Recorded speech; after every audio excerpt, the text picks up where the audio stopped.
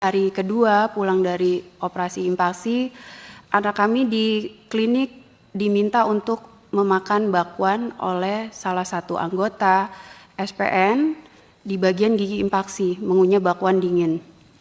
Lalu anak kami bilang, ibu ini masih sakit. Lalu ibunya bilang, silakan makan, nggak mati kan kamu kalau makan. Siap, baik, dilaksanakan anak saya. Padahal anak saya belum ada 5 hari setelah operasi gigi impaksi kanan kiri, Bapak.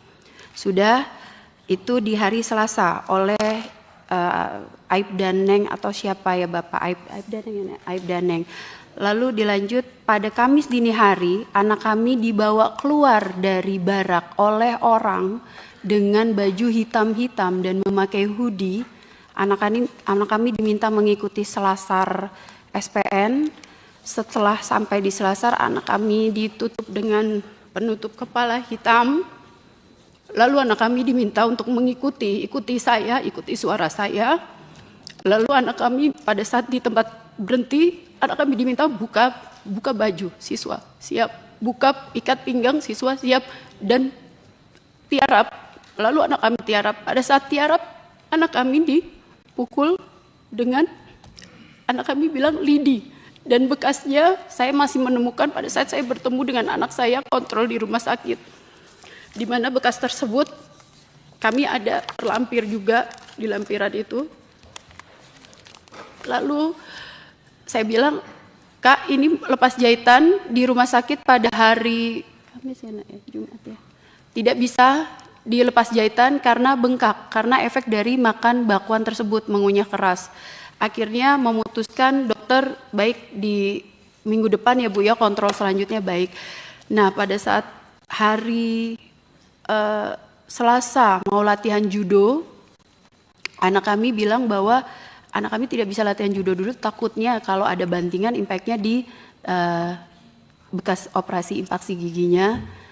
Tapi setelah ada pemukulan juga oleh Bribka Glora menonjok perut anak saya, dan itu juga udah sidang kode etik, dan di situ ada Polki Aglison, di mana Polki Aglison itu menampar anak saya dan jahitan anak saya lepas. Di situ disaksikan oleh Peneas dan Bintang, tetapi siswa Peneas dan Bintang pada saat sidang kode etik bilang anak saya tidak ditampar, tetapi anak saya hanya didorong bahunya. Mohon maaf, pada saat anak saya dipukul, saya skip Bapak, pada saat anak saya dipukul itu dengan lidi, yang memukul anak saya itu sempat berucap begini, kenapa kamu bawa kabid dokes pada saat pemeriksaan di rumah sakit? Anak saya bingung. Lalu yang paling anak saya ingat adalah, kamu anak AKBP Bonifasius ya? Anak saya bingung, kenapa harus ada nama bapaknya disebut? Nah itu yang jadi pertanyaan saya, bagaimana dia bisa bawa nama ayahnya seperti itu. Setelah itu pada saat selesai dicambuk kurang lebih dengan ritme yang berbeda-beda, jadi lidi itu digabung beberapa lalu disabatkan di punggungnya. Itu kurang lebih 100 kali, lalu dia bilang jangan membuka tutup kepala apabila suara langkah kaki saya masih ada. Jadi kalau tidak ada baru boleh buka tutup kepala. Di saat anak saya sudah tidak mendengar suara langkah kakinya, anak saya buka, lalu anak saya kembali ke barak, disaksikan oleh piket Serambi dengan Muhammad Lutfi. Tetapi Muhammad Lutfi pada saat dimintai keterangan sama, dia bilang saya tidak pernah melihat Rafael pada jam tersebut ada di luar barak. Jadi 3 orang yang melihat pemukulan atau anak saya ada di luar itu semua tidak mengakui keberadaan anak saya. Seperti itu.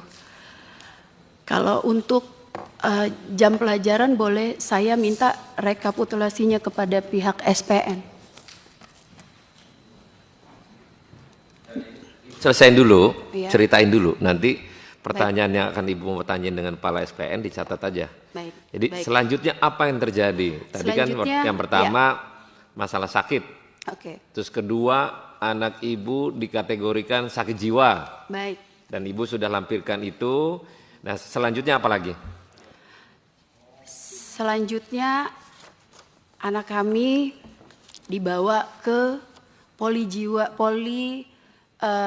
jiwa Rumah Sakit Muhammadiyah pada tanggal 7 November. Itu kan tadi udah Udah, ada. ya, lalu Lanjut, ya. apalagi kejadian yang menyebabkan yang ibumu sampaikan ke kami, hal-hal apa yang mungkin kami nggak tahu, mungkin bapak-bapak yang ada di depan sini terskip juga karena bapak-bapak ini kan bukan pelatihnya.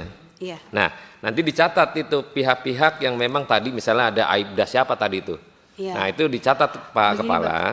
Iya. Karena bisa saja ini terjadi dalam aspek saya nggak tahu apakah memang anak ini dibenci oleh para pihak dengan benci kepada orang tuanya, maka anaklah yang menjadi tumbal bagi dalam proses yang ada.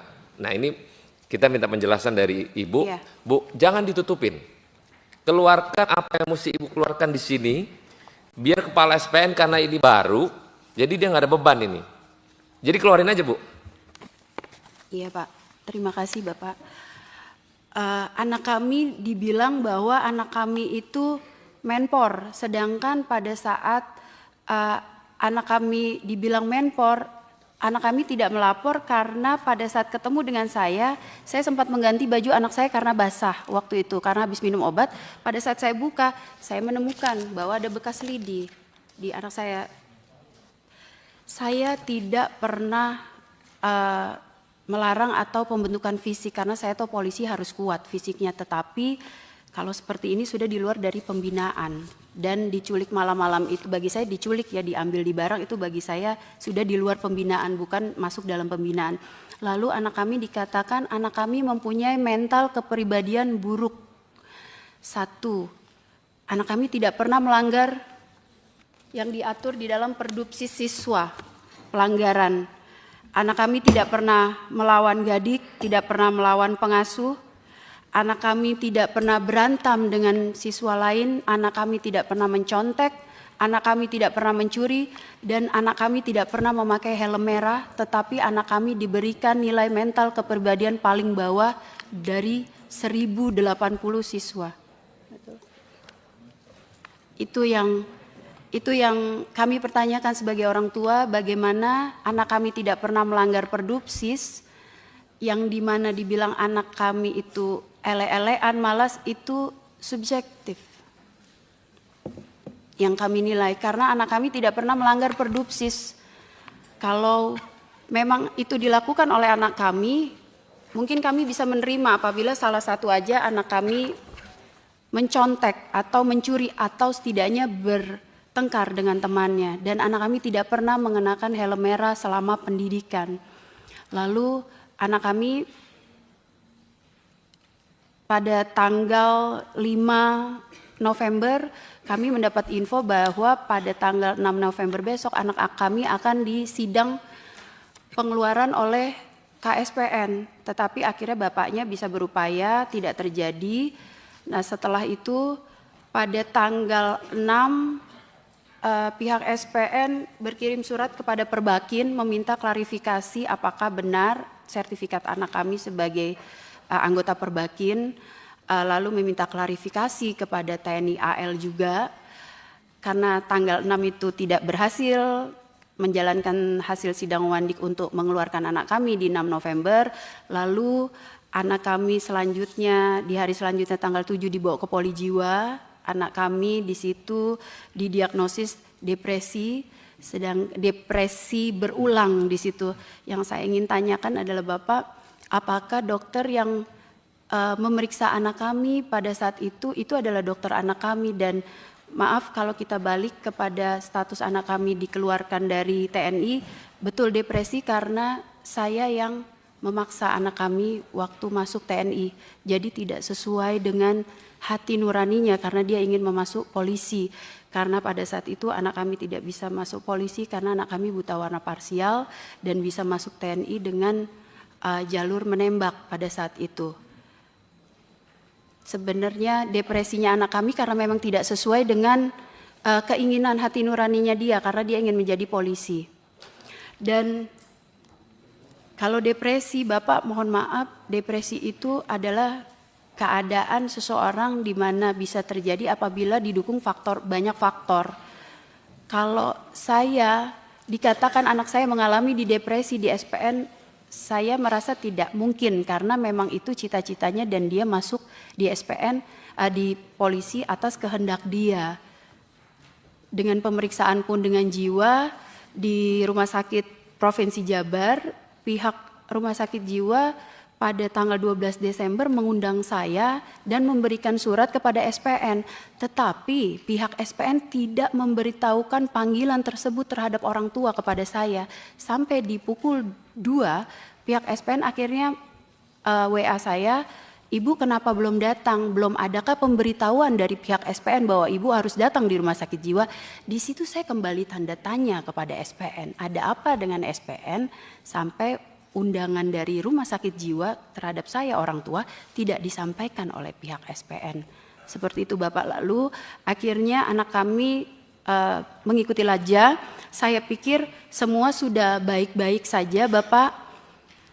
Dan akhirnya saya kaget pada tanggal 10 Desember saya mendapat surat dari SPN Polda Jabar yang memberitakan bahwa anak kami sudah diberhentikan melalui keputusan Kapolda Jabar pada tanggal 3 Desember dan 28 November dari keputusan KSPN dan dikuatkan 3 Desember oleh keputusan Kapolda Jabar.